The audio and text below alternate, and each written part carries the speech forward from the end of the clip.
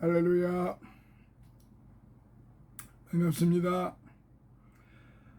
오늘도 지난 시간에 이어서 마태복음 26장 26-3편으로 시작을 하겠습니다. 먼저 26장 26절부터 30절로부터 시작하겠습니다. 그리스도의 성만찬 제정. 본문을 함께 읽으시도록 하시겠습니다. 저희가 먹을 때에 예수께서 떡을 가지사 축복하시고 떼어 제자들을 주시며 가라사대 받아 먹으라. 이것이 내 몸이니라 하시고 또 잔을 가지사 사례하시고 저희에게 주시며 가라사대 너희가 다 이것을 마시라. 이것은 죄사함을 얻게 하려고 많은 사람을 위하여 흘리는 바 나의 피 곧 언약의 피니라. 그러나 너희에게 이르노니 내가 포도나무에서 난 것을 이제부터 내 아버지의 나라에서 새 것으로 너희와 함께 마시는 날까지 마시지 아니하리라 하시니라. 이에 저희가 찬미하고 감람산으로 나아가니라. 절수를 살펴봅니다. 26절. 저희가 먹을 때에 이는 아마 만찬의 세 번째 잔을 먹기 이전이었던 듯합니다. 즉 6월절 만찬 중에는 4번에 걸쳐 포도주를 마셨는데 첫 번째는 6월절 식사가 시작이 될 때, 두 번째는 양고기를 먹을 때, 세 번째는 6월절 식사가 끝난 뒤 감사 기도를 할 즈음에, 네 번째는 6월절 식사가 끝날 때입니다. 떡을 가지사 본절부터 29절까지에는 성찬식의 원형이 서술되어 있습니다. 예수님께서는 배반하는 무리들에게 잡히시기 전날 밤 6월절 식사를 하시면서 그의 살과 피를 기념하는 성찬 예식을 제정하셨던 것입니다. 고린도전서 11장 23절부터 26절. 받아 먹으라. 이것이 내 몸이니라. 예수님께서 무교봉을 떼어 먹으라고 하신 것은 인류의 구속을 위해 돌아가시는 예수님을 믿음으로 완전히 받아들이라는 의미를 갖습니다. 27절. 또 잔을 가지사 마시라. 희생 제물의 대속의 피를 통한 사함을 근간으로 하던 구약시대와는 달리 신약에서는 그리스도의 대속의 피, 곧 언약의 피를 마심으로써 곧 그 보혈의 권능을 믿음으로써 사함을 받고 그리스도와 하나가 된다는 요한복음 6장 53절부터 56절 그런 말씀입니다. 28절. 많은 사람. 이 땅의 모든 인류를 가리켜요. 혹자는 예수님께서 택한 자들을 위해서만 돌아가셨다고 주장을 합니다. 그러나 실로 주님은 세상의 전 인류를 위해 돌아가셨습니다. 칼빈이 주장했습니다. 따라서 당사자의 믿음 여부와 구원과는 무시할 수 없는 밀접한 관계가 있어요. 언약의 피, 구약시대의 모세가 옛 언약을 위해 이스라엘 백성들에게 언약의 피를 뿌렸듯이 출애굽기 24장 8절인데 새 언약을 위해 그리스도께서 친히 피를 흘리셨어요. 히브리서 9장 14절로부터 15절. 이러한 그리스도의 피는 인류의 구속과 하나님과의 화목해됨을 증거합니다. 요한 1서 4장 10절. 29절. 내가 포도나무에서 난 것을 마시지 아니하리라. 포도나무에서 난 것은 포도주의 다른 표현입니다. 이는 또한 지상에서 나는 포도로 만든 것이기 때문에 세상적인 것이다의 상징이다. 그러므로 본문은 예수께서 이 세상에서의 생활을 일단락 짓는 마지막 식탁, 곧 최후의 만찬을 드셨음을 나타내는 것입니다. 30절. 찬미하고 전통적인 6월절 식탁에서는 할렐이라고 하는 시편을 불렀습니다. 요세포스가 증언합니다. 할렐은 시 113편, 118편을 가리키는데 113편부터 118편을 가리킵니다. 그중 전반부 113편부터 114편은 식사 중에 불렀고 후반부 115편부터 118편은 식사 후에 불렀습니다. 그러므로 본문은 예수님께서 유월절 식사 예식을 전통에 따라 마쳤음을 시사하는 것이죠. 자, 한번 통합적으로 또 살펴보죠. 제자들과 함께 유월절 만찬을 드시던 주님께서는 본문을 통해 자신의 죽음을 기념하는 최초의 성만찬을 행하시며 자신의 죽음의 의미를 교훈하십니다. 특히 주의 만찬에 대한 이 규례는 고린도전서 11장 17절로부터 34절인데 우리에게 예수 그리스도의 찢기신 몸과 쏟으신 보혈의 거룩한 의미를 되새기게 하며 또한 인류 구속을 위해 당신의 모든 걸 희생하신 예수 그리스도의 피빛 진한 사랑을 일깨워 줍니다. 자, 여기에서 이 성만찬이 갖는 영적인 의미를 좀 더 자세하게 살펴보기로 하겠습니다. 첫째, 그리스도의 몸으로서의 떡을 나눔. 먼저 주님께서는 떡을 떼사 그것을 제자들에게 주며 받아 먹으라고 하셨습니다. 26절 그리고 고린도전서 11장 24절. 여기서 받아 먹으라는 말은 우리에게 제공되어지는 대로 그리스도를 영접하며 속죄를 받아들이고 그 은혜와 그 사랑을 확인하며 주님의 은혜와 통치에 자신을 복종시키라는 것입니다. 사실 먹음직스러운 고기나 잘 차려진 음식 그 자체가 즉 그것을 바라만 보는 것이 우리를 살찌게 하지는 못합니다. 그것은 반드시 먹어야 하는 거예요. 이와 같이 우리가 영적 생명력을 얻기 위해서는 그리스도의 말씀 반드시 먹어야만 합니다. 특히 이것은 내 몸이니 하는 것은 떼신 떡 그 자체가 주님의 몸이라는 의미가 아니라 그 떡이 영적으로 주님의 몸을 상징하며 예표한다는 의미입니다. 따라서 그것을 받아 먹으라는 말씀은 바로 주님을 마음 깊은 곳에 소유하라는 것이에요. 그러면 우리는 어떻게 하면 주님을 소유할 수 있단 말입니까? 그것은 태양을 손으로 잡아서가 아니라 햇빛을 우리에게 비추이게 함으로써 우리는 태양을 소유하듯이 주님의 은혜와 그 몸의 찢어지심으로 맺어지는 축복의 열매에 참여함으로써 우리는 주님을 소유하게 되는 것입니다. 고린도전서 1장 18절. 두 번째, 그리스도의 피로서의 포도주를 마심. 주님께서는 포도주 잔을 가지사 이에 사례하시고 제자들에게 마시도록 하셨습니다. 27절 28절 고린도전서 11장 25절. 여기서 포도주는 그리스도의 피를 상징하며 예표합니다. 특히 이때 주님께서는 사례하심으로써 모든 의식의 각 부분에서 하나님을 바라보도록 우리를 가르치고 계십니다. 실로 우리의 모든 종교적 행위와 봉사와 예배는 이같이 항상 하나님을 향할 수 있게 해야 합니다. 어쨌든 주님께서는 잔을 제자들에게 주시면서 너희가 다 이것을 마시라라고 명령하셨어요. 이는 그의 피로 완성되는 용서와 구원의 모든 이들이 참여할 것을 의미합니다.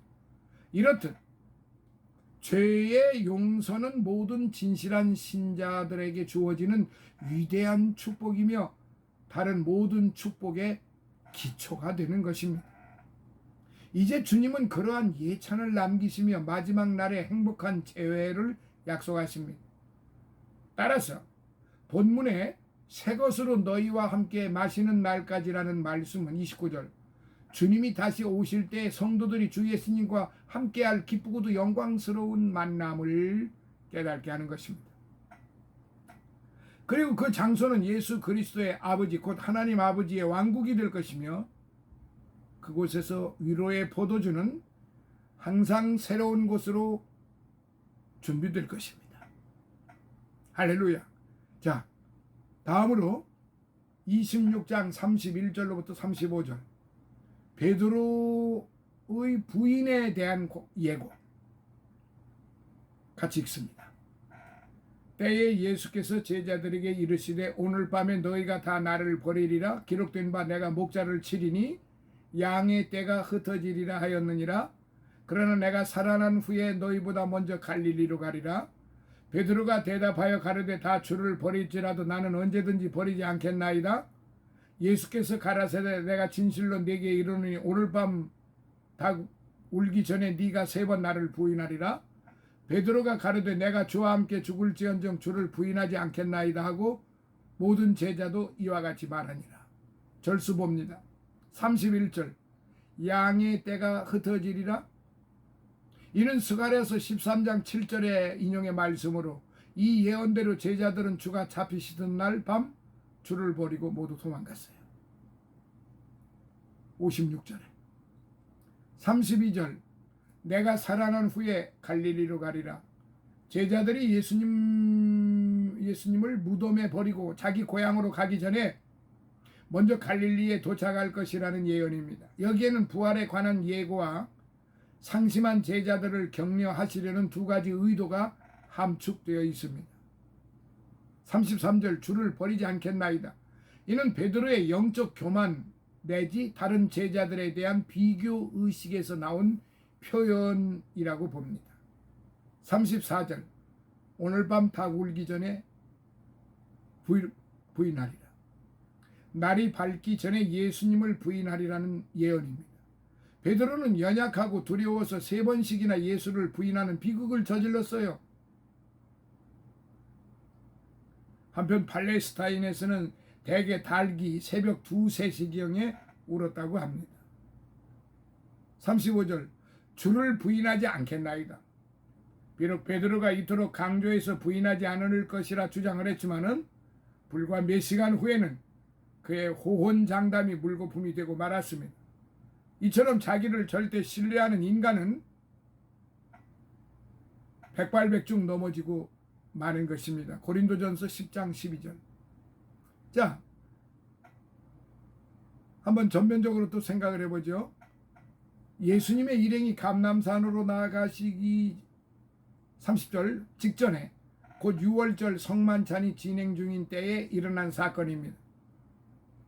주님께서는 본문을 통해 그의 제자들이 고난받는 주님을 버리고 부인할 것을 예언하셨어요. 그러자 베드로는 이 사실을 강하게 부정을 했어요. 주님에 대한 자신의 충성심이 결단코 변치 않을 것이라고 아주 호언장담했어요. 그러나 베드로 같은 이러한 잘못된 자기 확신은 넘어짐의 앞잡이인 것입니다.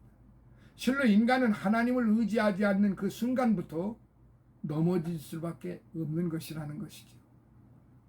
베드로가 그 표본이 되어준 거예요. 그리고 예수님은 베드로가 그렇게 될 것이라는 걸 아시고 또 그것도 그게 그대로 그렇게 행할 것을 그대로 보아 두셨어요. 왜냐하면은 오늘 우리들에게까지 그거를 교훈하시기 위해서이 아니시겠습니까? 자, 첫 번째, 자신을 과신하는 자는 백발백중 넘어진다는 사실이죠.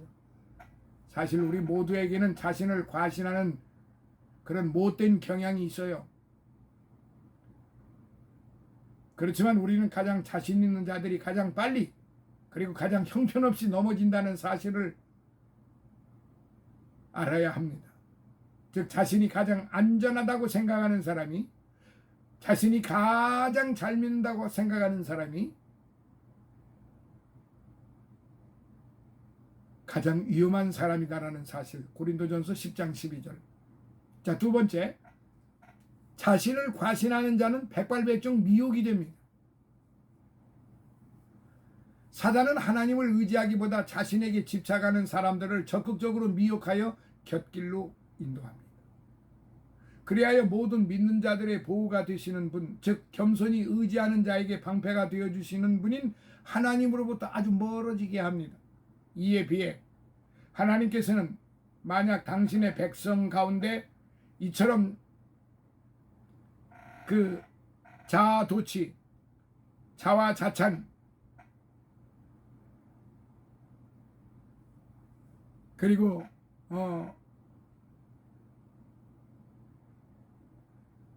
스스로 자기를 높이는 자, 자아도취, 자화자찬, 자기 집착에 빠진 자들을 그들 나름대로 내버려 두어 실패를 당하게 하십니다. 그러므로서 마침내 수치를 통해 자기에게 집착하는 교만한 자들을 겸손케 하시는 거죠.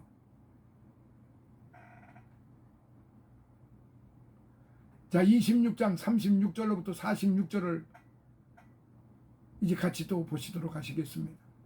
여기 이 말씀은 겟세마네 동산에서의 기도입니다. 이에 예수께서 제자들과 함께 겟세마네라 하는 곳에 이르러 제자들에게 이르시되 내가 저기 가서 기도할 동안에 너희는 여기 앉아 있으라 하시고 베드로와 세베대의 두 아들을 데리고 가실새 고민하고 슬퍼하사 이에 말씀하시되 내 마음이 심히 고민하여 죽게 되었으니 너희는 여기 머물러 나와 함께 깨어 있으라 하시고 조금 나아가사 얼굴을 땅에 대시고 엎드려 기도하여 가라사대 내 아버지여 만일 할만하시거든 이 잔을 내게서 지나가게 하옵소서. 그러나 나의 원대로 마옵시고 아버지 원대로 하옵소서 하시고 제자들에게 오사 그 자는 것을 보시고 베드로에게 말씀하시되 너희가 나와 함께 한시 동안도 이렇게 깨어 있을 수 없더냐? 시험에 들지 않게 깨어 있어 기도하라. 마음에는 원이로되 육신이 약하도다 하시고 다시 두 번째 나아가 기도하여 가라사대 내 아버지여 만일 내가 마시지 않고는 이 잔이 내게서 지나갈 수 없거든 아버지의 원대로 되기를 원하나이다 하시고 다시 오사 보신즉 저희가 자니 이는 저희 눈이 피곤함일러라. 또 저희를 두시고 나아가 세 번째 동일한 말씀으로 기도하신 후 이에 제자들에게 오사 이르시되 이제는 자고 쉬라. 보라 때가 가까웠으니 인자가 죄인의 손에 팔리우느니라. 일어나라 함께 가자. 보라 나를 파는 자가 가까이 왔느니라. 36절 살펴봅니다. 겟세마네 기름 짜는 틀이라는 뜻으로 감람산 서쪽 기슭에 위치하며 이곳에서 올리브 기름을 짜내었기에 이러한 이름으로 불리어졌던 것입니다. 제자들 여기서는 예수님을 배반한 가룟 유다와 주님께서 기도하러 가실 때 함께 동행한 세 제자 베드로, 야고보, 요한을 제외한 나머지 8명의 제자들을 가리킵니다. 이로 볼 때 겟세마네 동산에서 기도하시는 예수님을 기준으로 하여 조금 떨어진 자리에 세 제자의 무리가 그리고 이보다 좀 더 멀리 떨어진 곳에 8 제자가 무리를 이루고 있었음을 알 수 있습니다. 37절 베드로와 세베대의 두 아들 예수님의 수제자 베드로와 야고보 요한을 말하는 것으로 본절 외에 2차례 더 이들만 따로 불러 동행을 하셨습니다. 마가복음 5장 37절 9장 2절 고민하고 슬퍼하사 십자가 죽음을 목전에 둔 예수님의 인성이 잘 반영된 표현입니다. 실로 주님은 하나님의 아들이며 전능하신 분이셨어요. 그러나 예수님 역시 인성을 지니신 분이셨기에 잠시 후에 당하게 될 갖은 고초와 죽음 앞에서 크게 염려하며 근심하셨던 것입니다. 뿐만 아니라 예수님은 세상 죄를 짊어지고 저주받은 죄인이 되어 하나님께 버림을 받았다는 어떤 정신적 고통 때문에 더 큰 괴로움과 번민에 쌓였던 것이죠. 38절 마음 이에 해당하는 헬라어 푸시게 푸시게는 보통 혼으로 번역되는 말입니다. 이는 인간의 육적 생명을 의미합니다. 따라서 이 단어는 본절에서 예수님의 인성을 나타내기 위해 사용되었습니다. 고민하여 이에 해당하는 헬라어 페리리포스는 주의와 슬픔, 고민의 뜻을 지닌 두 단어의 합성어입니다. 페리리포스.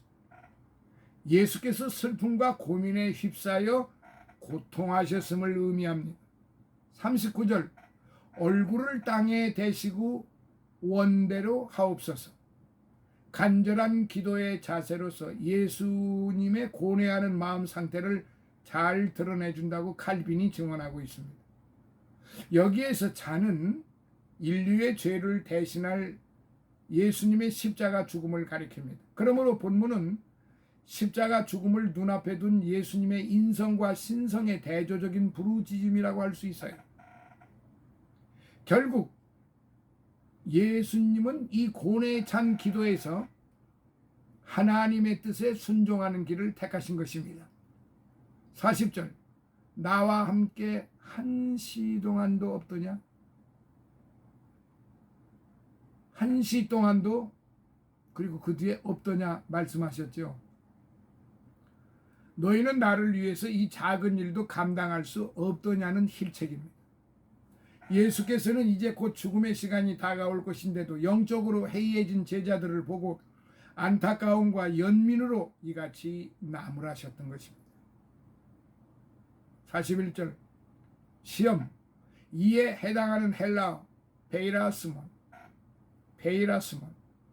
이 베이라스몬은 하나님의 사람들로 하여금 믿음을 저버리고 죄악에 빠져들도록 하는 사단의 계교를 말합니다. 한편 성도를 위한 하나님의 믿음의 연단은 헬라어로 도키미온, 믿음의 연단은 헬라어로 도키미온이라는 말이에요. 마음에는 원이로 돼 육신이 약하도다. 마음은 영을, 육신은 인간의 죄된 육체를 가리키는 말로서 도키미온, 인성과 신성을 지니신 예수님께서는 인간의 나약한 심성을 이해하시고 제자들의 믿음을 걱정을 하셨습니다. 42절 다시 두 번째 나아가 기도하여, 이 두 번째 기도는 첫 번째 기도와 유사하지만 분명한 차이점이 있어요. 즉 첫 번째 기도에서는 고통의 잔이 지나갈 가능성을 두었습니다. 하지만 두 번째 기도에서는 그 같은 가능성조차 배제되었습니다. 그리스도의 철저하고 절대적인 순종의 기도였다고 칼빈 역시 증언하고 있습니다. 43절 피곤함 일러라. 이에 해당하는 헬라어 베바레 메노이 완전히 졸음에 빠져 있는 상태를 의미합니다. 44절 세 번째 동일한 말씀으로 고난의 잔을 앞둔 예수님의 세 번에 걸친 기도는 기도의 간절함과 함께 기도의 모범을 보여줍니다. 45절 이제는 자고 쉬라. 예수님께서는 두 번에 걸친 권고에도 불구하고 잠에 빠져든 제자들에게 아직도 잠에 빠져 깨어있지 못하겠느냐는 책망의 의미로 말씀을 하셨어요. 자, 끝으로 46절 일어나라 함께 가자. 바로 전절에서 자고 쉬라고 말씀하신 예수께서 일어나 가자고 말씀하시는 건 상황이 급격하게 전개됨을 시사하고 있는 말씀이에요. 특히 본문은 기도 후에 의연하고 단호하신 모습을 보여주고 있습니다. 자, 여기에서 우리가 한 가지 이제 다시 한번 이 말씀에 대해서 우리가 구체적으로 좀 생각을 해보고 가야 됩니다. 죽음에 팔리우시기 직전 겟세마네 동산에서 고통과 결단의 기도를 하나님께 드리고 계신 주님의 모습이 기록이 되어 있어요. 즉 예수님께서는 겟세마네 동산에서의 이 최후 기도를 통하여 인성적 연약함을 극복하셨고 자신의 운명에 대한 모든 권한을 성부 하나님께 전폭 의뢰하셨으며 더욱이 몇 시간 뒤에 맞게 될 십자가 희생에 그 떨칠 수 없는 두려움을 담대히 맞을 힘을 얻으신 것입니다. 특히 이 기도를 통해 예수께서는 성부 하나님의 뜻에 따르는 순종의 아름다움을 보여주고 계신 것입니다. 이렇듯 주님은 고통의 동산에서 하나님의 뜻에 복종하심으로써 에덴 동산에서 하나님의 뜻에 반역한 인류의 죄를 대속을 하신 것입니다. 자, 첫 번째 겟세마네 동산에 함께 있었던 제자들, 그리스도께서는 변화산에서 당신의 영광을 보았던 제자들만 고통의 동산에서 자기와 함께 있도록 하셨어요. 왜냐하면 믿음으로 주님의 영광을 본 자들만이 그리스도와 함께 고난받을 준비가 된 사람들이기 때문이에요. 즉 믿음의 눈으로 주님의 영광을 볼 수 있는 자들은 어떠한 고난이 닥쳐온다 해도 능히 이겨나갈 수가 있기 때문에 그렇습니다. 진정 이는 그들이 현재 받는 고난이 장차 받을 영광과 좋게 비교할 수 없다는 것을 잘 알기 때문입니다. 로마서 8장 18절. 그러므로 우리가 주님과 함께 영광의 자리에 동참하려면 지금 다가오는 고난을 달게 받아야 합니다. 주님께서는 사랑하는 제자들에게 바로 이것을 가르치시려고 그들을 동참케 하셨습니다. 둘째, 겟세마네 동산에서의 주님의 기도. 한편 본문에 쓰여진 단어들은 십자가의 고난을 앞두고 심히 번민하시는 주님의 상태를 잘 나타내주고 있어요. 즉 본문에서는 주님께서 고민하고 슬퍼하셨다고 기록되어 있어요. 이는 당시 예수님께서 가장 철저한 영적인 고통과 마음의 공포를 당하고 계셨음을 간접적으로 시사해 주는 말씀이에요. 그리고 이는 예수께서 슬픔으로 포위되고 고통으로 압도되며 두려움과 실망으로 삼켜져 버린 상태에 놓여 있음을 보여주는 말씀이에요. 이렇듯 우리 주님의 슬픔이 시작되었습니다. 그리고 이 슬픔은 그리스도께서 십자가상에서 다 이루었다고 말씀하실 때까지 계속될 것입니다. 그리하여 이러한 슬픔과 고통 속에서 주님은 할 만하시면 이 잔을 내게서 지나가게 해달라고 기도하셨어요. 근데 하나님은 거절하셨죠. 안 들어주셨죠. 사도 바울이 눈에 가시병, 몸에 그 가시병 때문에 너무너무 고통이 심하니까 3번 하나님께 간구했다고 그랬어요. 여기서 지금 주님도 겟세마네 동산에서 3번 간구하셨어요. 3번 기도하셨어요. 근데 주님의 뜻을 순종하는 것으로 결론이 났어요. 사도 바울이 3번 기도했어요. 근데 주님이 안 들어주셨어요. 근데 뭐라고 거기서는 말씀하셨느냐? 내가 네게 준 은혜로 족하도다 말씀하셨어요. 여러분 어찌 생각하십니까? 내가 네게 준 은혜로 족하도다. 더 이상 바울 사도는 그 문제에 대해서 기도하지 않았던 것입니다. 왜냐? 하나님이 주신 은혜가 족하기 때문에 그렇습니다. 그 고통이, 자신에게 주어진 그 고통이 족하기 때문에 더 이상 구하지 않으셨어요. 예수님이 3번 간구하셨어요. 겟세마네 동산에서. 그런데 그 은혜가 족하기 때문에 순종으로 마무리를 하셨던 것입니다. 할렐루야. 이렇듯 주님께서는 우리의 죄사함과 구원을 위해 기꺼이 자신의 모든 걸 복종시키셨어요. 빌립보서 2장 8절. 그러므로 우리들도 이러한 그리스도의 본을 따라 우리의 뜻이 아닌 하나님의 뜻이 이루어지도록 구해야 하는 것입니다. 그리고 하나님께서 우리 손에 주신 잔이 아무리 쓰다 해도 우리는 마셔야 합니다. 예수님이 마셨어요. 물론 우리의 본성은 격렬히 반항할 것이나 반드시 복종시켜야 하는 것이지요. 결론적으로 우리는 하나님께서 주시는 고난을 대할 때 고난이 제거되어지기를 구하고 애쓸 것이 아니라 오히려 그 고난을 통해 하나님의 영광이 드러나기를 구해야 됩니다. 그 속에서 우리의 심령이 만족을 얻도록 하는데 마음을 쓰고 순종해야 할 것입니다.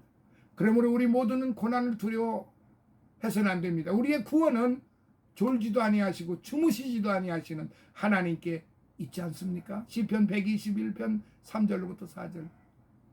자, 3번째, 졸며 잠을 잔 제자들.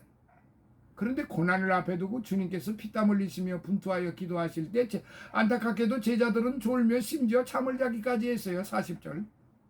그리하여 얼마 후 제자들은 주님과 같은 시험의 승리자가 아니라 예수님을 부인하거나 예수님을 뒤로한 채 도망치는 비겁자들이 되고 말았어요. 이 얼마나 기가 막힌 일입니까? 3년 동안을 따라다녔던 이 제자들, 온갖 기적을 다 맛보고 보았고 주님과 더불어 그 놀라운 기적의 역사, 은혜의 역사를 맛보았던 사람들이 순식간에 비겁자가 되어버리고 말았어요. 순식간에. 오늘 저와 여러분들 생각하셔야 됩니다. 우리도 충분히 순식간에 도망갈 수 있어요. 그런데 그래서 바로 이 말씀을 여러분들이 마음속에 새겨야 됩니다. 3번 기도가 거부가 되었는데 3번씩이나 기도를 했는데 주님은 순종으로 마무리하셨어요. 바울 사도가 3번을 기도를 했는데 내가 네게 주는 은혜로 족하도다는 말씀을 듣고 순종했습니다. 순종입니다. 여러분, 기도 응답의 비결은 순종입니다. 축복의 비결은 순종입니다. 은혜의 비결은 순종입니다. 성령 충만의 비결은 바로 지금 제가 말씀드린 대로 순종입니다. 아브라함이 순종했잖아요. 아무런 이유도 없이. 독자 이삭을 바치라고 하는데 왜 바쳐야 됩니까? 아예 나를 잡아가시오. 그렇게 하지를 않고 한마디의 불평불만 없이 주님의 뜻을 따르리다 순종했습니다. 주님 지금 십자가에 죽으러 가시는데 한마디의 불평을 하지 않으시고 자신이 이 잔을 좀 비껴갔으면 했지만은 주님은 끝내 순종으로 마무리를 하신 것입니다. 그래서 하나님께서 출애굽기에 말씀하실 때 나는 아브라함의 하나님, 이삭의 하나님, 야곱의 하나님이라고 말씀하신 그 이유를 여러분이 아셔야 됩니다. 그들은 모두가 믿음에 의한 순종을 했기 때문에 믿음의 조상들이 된 것입니다. 요셉이 순종의 요셉이 아닙니까? 모세가 약간의 혈기도 있었지만은 모세도 마지막까지 순종의 모세 아니었습니까? 우리 모두가 다 순종의 성도들이 되어야 되지 않겠습니까? 순종의 종들이 되어야 하지 않겠느냐 이 말입니다. 할렐루야.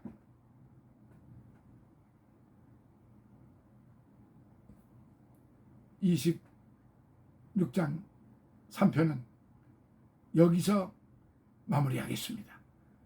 다음 시간 26장 4편에서 사랑하시는 여러분들을 만나 뵙겠습니다. 할렐루야. 감사합니다.